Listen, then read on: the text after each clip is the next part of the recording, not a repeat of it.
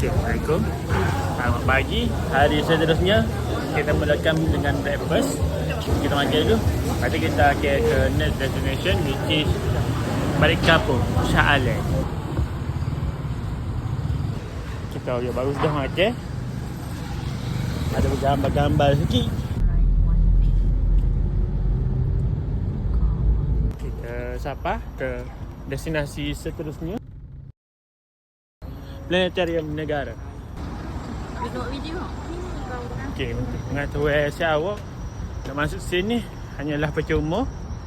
Cuma ada satu tempat tu kena bayar untuk nak main. Saya tak ingat dah gapo, saya tengok kat TikTok juga. Kena bayar RM12. Masuk adalah percuma. Ni merupakan harga lah.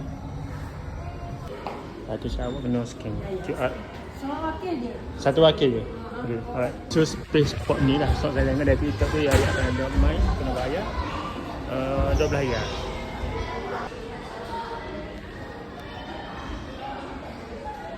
Oh ni periodic table of element.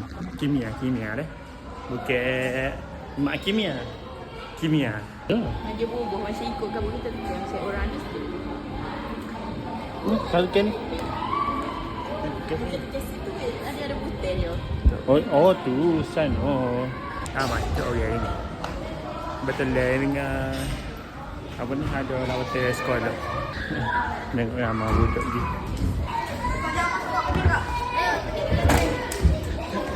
Ya, kau. Dia kata jangan masuk kat bening-bening. Kejap lagi. Kita tunggukan matahari. Sebab udah hangat dah tu. So kita akan pergi part lain dulu tak?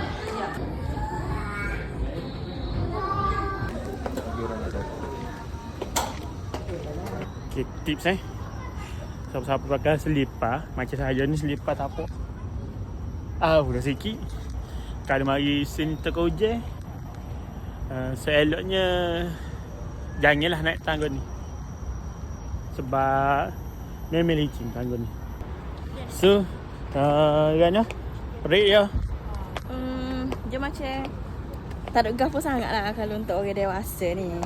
Kalau budak-budak pun budak 6 tahun ke 5 tahun okey lah mari planetarium ni.